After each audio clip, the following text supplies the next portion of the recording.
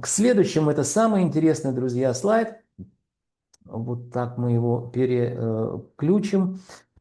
Вверху карта осталась та же, колебательные процессы, для того, чтобы вы могли ориентироваться. А вот сейчас давайте разбираться внизу, что же произошло за год с недвижимостью. Вот здесь более подробно. Ну, во-первых, период сравнения будет у нас опять на примере класс социальное жилье. Февраль 2026 год с февралем 2025 года. Итак, друзья, смотрим. Город Харьков, $588 за квадратный метр, данный класс жилья, что за год показало нам 4,81% динамику роста. Индекс положительный, единичка, запятая 0,48. Друзья, прифронтовой город показывает рост почти 5%. То есть это достаточно много. С какого перепуга можем только предположить. И, внимание, друзья, вот здесь очень интересно. Город Полтава.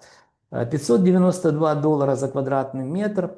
Впервые за многие года исследования рынка недвижимости северо-восточной части Украины мы увидели, что город Полтава показывает рост стоимости больше, и стоимость квадратного метра больше, чем когда-то крупном областном центре, городе Харькове. Видим, Харьков $588, а Полтава 592. Ну, я вам объяснял, с чем это связано. Центральная часть Украины практически, Полтава ближе к центральной части, с этим связан рост. Видим, что $592 за квадратный метр, что также в годовом измерении, сравнивая февраль месяц 2026 года с февралем 2025 года, рост плюс 4,23%. Индекс положительный, единичка, запятая 0,42. Переходим к городу Чернигову, друзья. Город Чернигов. $495 за квадратный метр. Февраль 2026 год. В феврале 2025 года это $475 за квадратный метр, что показало динамику роста 4,21% в годовом измерении. Положительная динамика роста, индекс единичка, запятая 0,42. Ну и город Суммы, друзья, который, как я говорил, вел себя вполне адекватно весь прошедший 2025 год, потому что стоимость квадратного метра снижалась. Здесь мы видим, что $460 за квадратный метр, февраль 2026 год, и показала динамику снижения в годовом измерении минус 0,86%, то есть почти 1% в годовом измерении. Ну, это, друзья, как бы немного, но вот видите, отрицательная динамика снижения присутствует только в городе Сумы. Индекс, естественно, у нас отрицательный 0,991. Итак, подводя итоги, друзья, вот здесь мы видим красный шрифт, среднеарифметическое число в целом по региону, по 4 крупным областным центрам, 534, класс социальное жилье, и рост в годовом измерении в целом по региону 3,24% в годовом измерении. То есть это, ну, как по мне, это, в общем-то, наверное, все-таки безумие. Почему? Потому что Полтава, понятно, почему растет. А вот почему прифронтовые города растут, здесь вопросов много. Индекс положительный, единичка, запятая 0,32. Друзья, давайте я вам расскажу, что такое индекс. Индекс – это макроэкономический показатель, который характеризует изменение стоимости недвижимости во времени. Считается он очень просто, если у вас есть статистические данные. На примере целого региона показываю, как считается индекс. 534 делим на 517, получаем в процентном соотношении рост 3,24%, или же положительный индекс единичка, запятая 0,32. Друзья, немного саморекламы. Я и компания Olymp Consulting на протяжении многих лет готовим индексы для крупных украинских системных национальных банков, также для иностранных банков, которые работают на территории Украины. И вот на примере класс социальное жилье по целому региону показываю вам, как меняется стоимость недвижимости во времени. Я также знаю, что меня смотрят люди, которые работают в финансовых учреждениях, это управление по рискам или риск-менеджменту. Данные специалисты очень хорошо знают, как меняется стоимость денег во времени, а я один из немногих в Украине, кто знает, как меняется стоимость недвижимости также во времени. Вот на примере целого региона я вам показывал, как изменилась стоимость квадратного метра, ну, в данном случае только всего лишь по одному классу жилья. Поэтому, друзья, в моем YouTube-канале есть контактные телефончики, Viber. Можете созвониться или спишемся, как удобнее. И мы раз в квартал, я и компания Олимп Консалтинг, можем готовить исследования, готовить для вас индексы по рынку недвижимости, под которую ваше финансовое учреждение выдало какие-то финансовые ресурсы. Еще раз напомню, вы знаете, как меняется стоимость денег во времени, а я знаю, как меняется стоимость недвижимости во времени, и вы будете знать, как дорожает недвижимость, допустим, в западной части Украины, и как она дешевеет, допустим, северо-восточная часть Украины, хотя здесь тоже динамика положительная, пока мы видим. Итак, синергия вот это наших знаний, она поможет и в вашем сложном бизнесе, и позволит мне дальше заниматься наукой, и компания Олимп Консалтинг развиваться. Итак, друзья, давайте мы сейчас перейдем к прогнозам, да, и я покажу вам другой слайд. Так, сейчас я его найду. Где-то я его рисовал давно. Так. Сейчас, друзья, вот этот слайд. Ну, давайте, смотрите, сейчас, извините.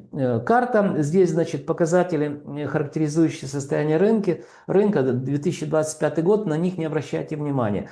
Просто посмотрите на карту, на географию, так сказать, и мы рассуждаем. Еще раз повторюсь, вот это такой выступ.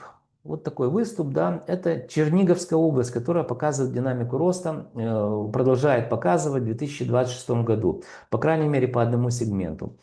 Она таким выступом уходит в Российскую Федерацию, это там Брянская область, частично Курская область. Значит, если вы посмотрите вот здесь метражи, да, 80 километров от границы с Российской Федерацией до города Чернигова. И от города Чернигова 144 километра до города Киева. Ну, если сложить все это 200, там где-то 200, наверное, чуть больше километров получится. Да? Не случайно. В первые дни войны российская армия стояла в Броварах. Это 20 километров от Киева, буквально за несколько дней. И в Киеве канонада была каждый день, то есть соствольная артиллерия прилетала по той же Оболоне, как пример просто привожу. Так вот, почему рынок недвижимости здесь растет? И почему здесь абсолютно, ну не абсолютно, но достаточно тихо? Если Сумская область, здесь мы видим, что фронт двигается незначительно, то есть Российская Федерация двигается в сторону Сум, то по Черниговской области тишь да гладь. Хотя при всем при этом, вот я смотрю много этих экспертов, которые военные, да, как украинские, так русские, так и американцы, то есть ну, для того, чтобы полная картинка была. Так вот, картинка следующая. Здесь у нас Северная армия, да, Северный фронт, который формируется, я так понимаю, и по каким-то причинам, если буферная зона формируется по Харьковской области, Сумской, то пока Черниговская область не трогают Черниговскую область, и там достаточно тихо. Именно с этим я связываю, что рост стоимости квадратного метра, то есть люди расслабились. Так вот, теперь по цифрам и по географии. Вот здесь для того, чтобы срезать вот этот выступ, вот такой, да, видим, я провел такую прямую. Бояра Лежачи, это с украинской стороны населенный пункт, и вот здесь Неданчичи. Это населенный пункт на границе с Белоруссией. Я хорошо знаю Черниговскую область, я прожил там порядка 10 лет в городе Славутичи, это город энергетиков, кто не знает. Так вот, в Неданчах у меня даже у тещи была там дача.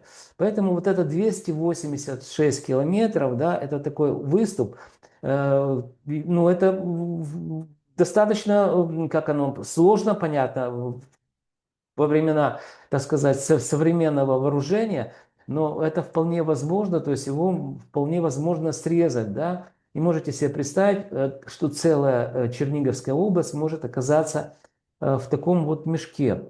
Я всего лишь предполагаю, я не военный эксперт, но накапливание сил и вот этот северная армия, Северный фронт, и частично уже там по границе с Черниговской области, я вижу, там заходят ДРГ, вот эти, да, села, которые не заняты еще, и там никто не проживает. Но вот это очень тревожные сигналы, друзья, очень тревожные, потому что сама география Черниговской области показывает, что долго это продолжаться так не может просто. Это не может быть островком спокойствия, да. Поэтому я все-таки предполагаю, что к концу года здесь будут развиваться какие-то более активные боевые действия со стороны Российской Федерации. Конечно же, посыпется рынок недвижимости, как это мы наблюдали ну, прифронтовых городах, как это было в Суммах весь 2025 год. Но поживем, увидим. А теперь, друзья, о прогнозах. Давайте я остановлю слайд о прогнозах, о которых я обещал.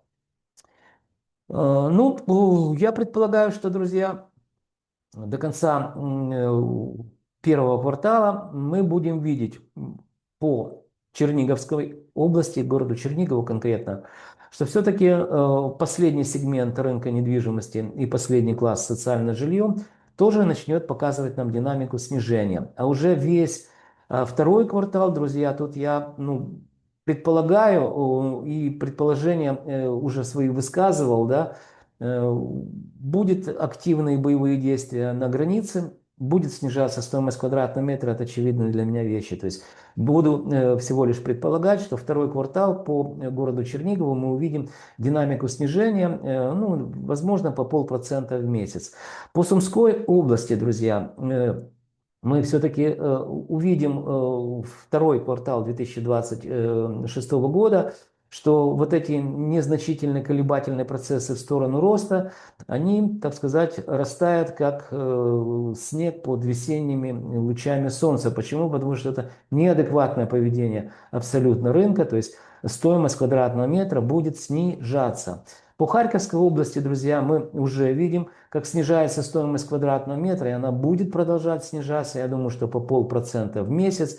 Ну, а город Полтава по-прежнему будет показывать нам второй квартал незначительную динамику, но все-таки ростом. И это связано, еще раз повторюсь, это наиболее спокойный такой город. И мигранты, вот эти люди, которые мигрируют с именно прифронтовых областей Харьковской, Черниговской, Сумской, то, естественно, они, Полтава, это наиболее для них, я предполагаю, наиболее вариант подходящий. Почему? Потому что и аренда недорогая. Ну, насчет покупки я не знаю, там кто-то будет покупать, не будет что-то покупать. Ну, вот по аренде это точно более бюджетная аренда.